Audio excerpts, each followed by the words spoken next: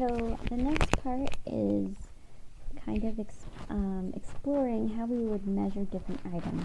So if this was a real life setting, I would definitely have these items for the kids to handle physically. So I'd have a water bottle or a bowl of rice, and I would instruct the students to go ahead and explore and see which of these different tools are better to measure how much of each of this item is. So they can use the scale and try to measure the rice, or they can pour the water into different containers and see how they would measure it. And then I would just have them the end just explain and see what they experimented with. So in the virtual setting, I would just give them a link to this Google slide, and you can actually drag each of the pictures over. So you can drag the scale over and see, oh, does the scale, would that work for water, or would that work better for rice? Unfortunately, they wouldn't be able to actually experiment with the materials, but they can, I'll just ask them to explain their reasoning and see what they think.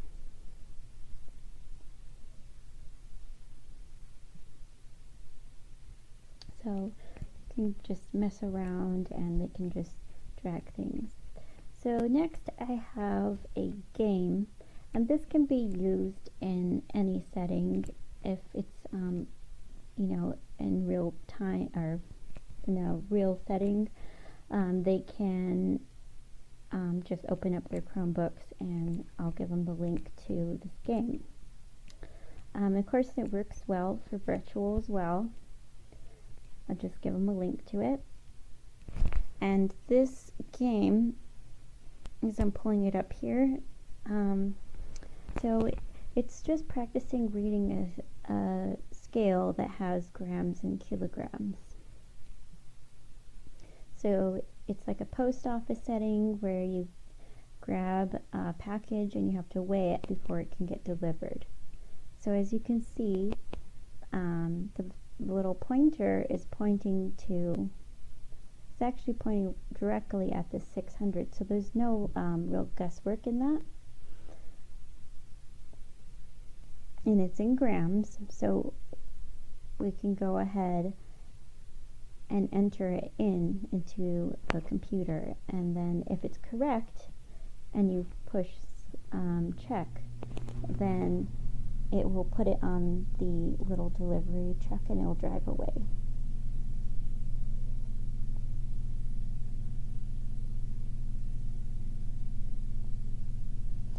I believe that this game also it allows you to do conversions, so you can select the kilograms and grams, and so here's a letter, and if you put the wrong answer in, it will just say error, so you can try again.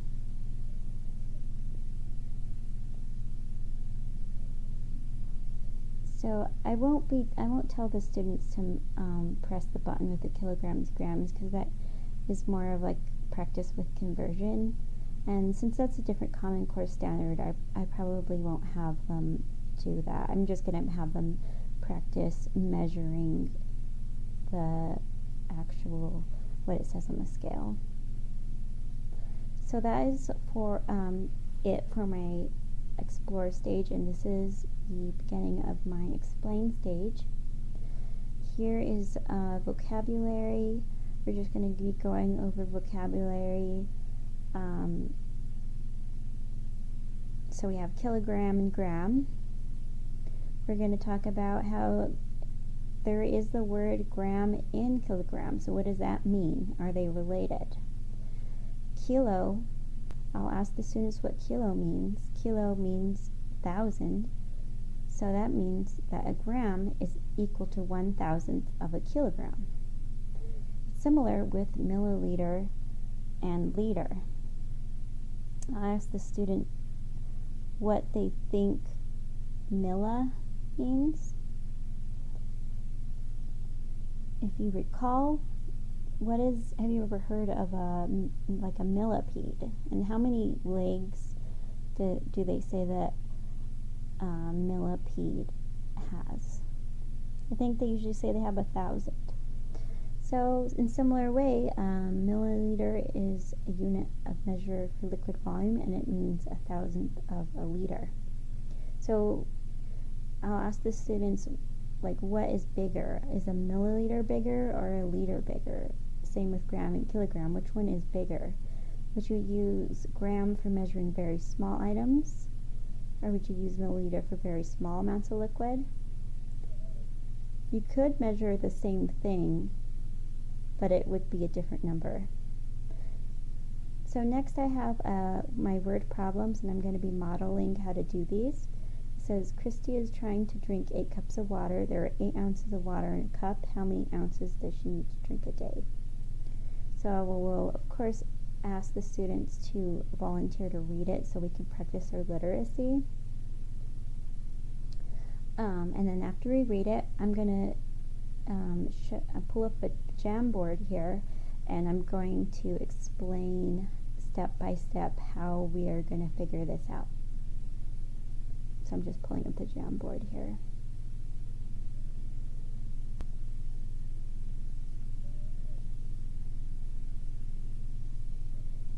So I apologize, this is a voiceover, so it's a little bit out of sync, but I was having too many problems with the audio with the screen recorder, so I do apologize if the next part's a little bit off.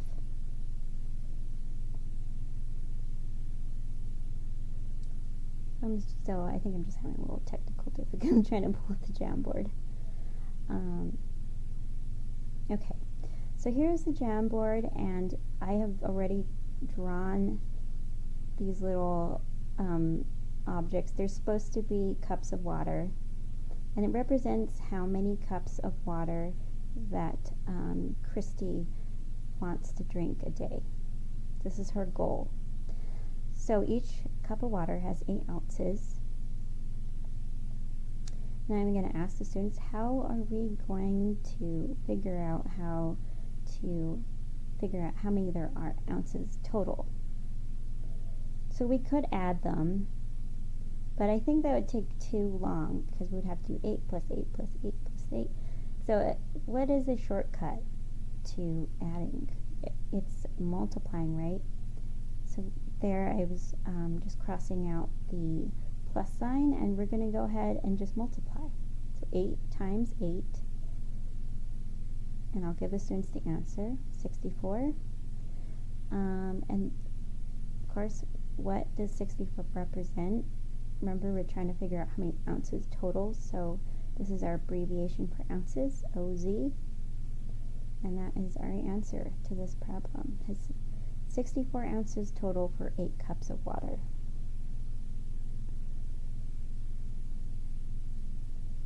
Alright, moving on to the next problem.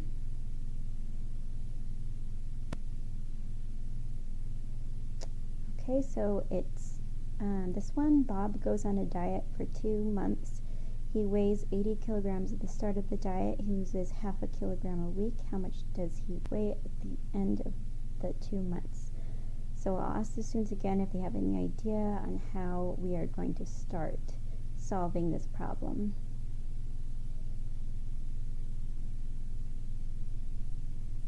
Oops, sorry about that. I accidentally went to the other slide.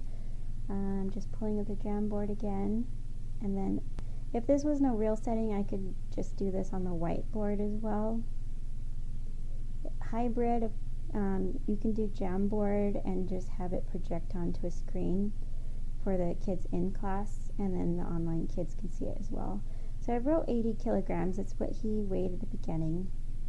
And then 4, because there's 4 weeks in a month. So I'll ask the students, how many weeks are in a month? And there's 2 months, right? So we have to do 4 plus 4 to figure out how many weeks.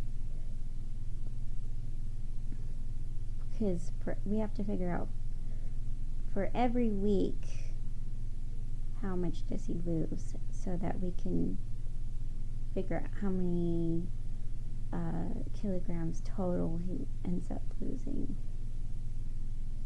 So we have 8 weeks, and then a half kilogram per week.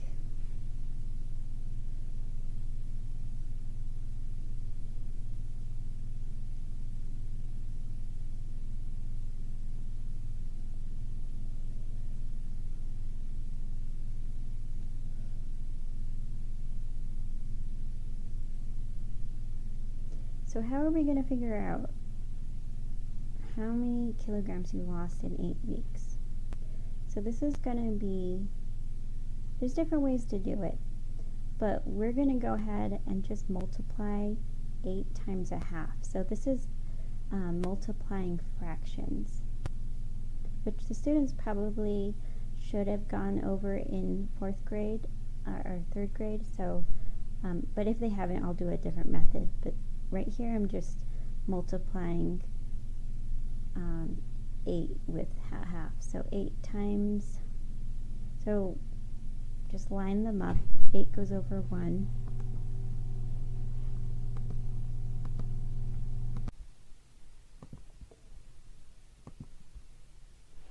And then we just multiply straight across. So 8 times 1 is equal to, and I'll have the student's answer, of course, is equal to 8. Put a line under that, and then we are going to multiply straight across the denominators. 1 times 2 equal to, and I'll have the student's answer is 2. So now we have an improper fraction. So how do you turn an improper fraction into a proper fraction?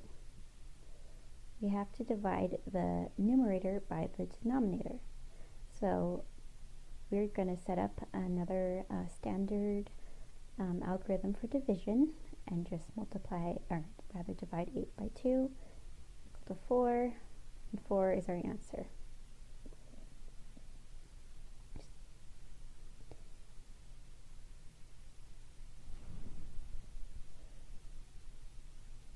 And then we have to double check with the problem and see if that is the what the problem was asking.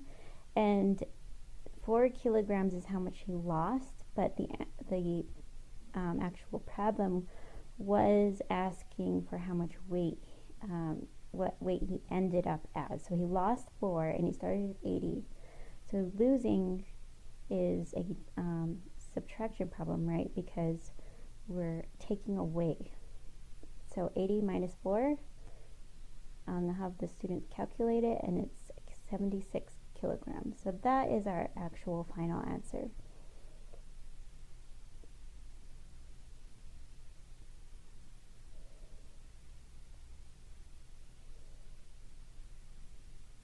Okay, so now we have the last one.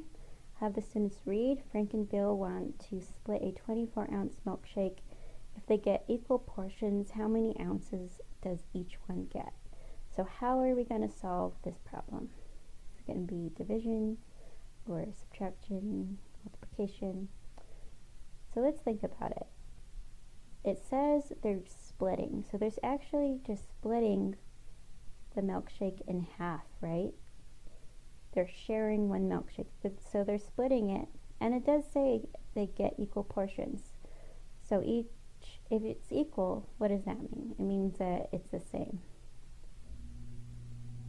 So since they're actually dividing, they're literally dividing a milkshake in half, we can go ahead and just set up a division problem. So here's another standard algorithm for division. We're just dividing 24 by 2 because there's 2 people.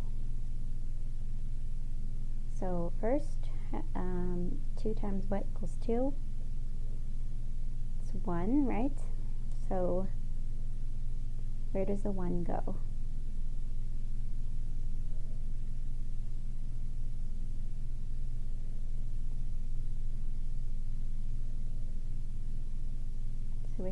we put 1 at the top above the 2, and then divide or subtract, bring down the 4. How many times does 2 go into 4? 2 times. See if there's a remainder by subtracting 4 minus 4, and 0. So there's no remainder. So 12 is our answer. And remember to always include the units.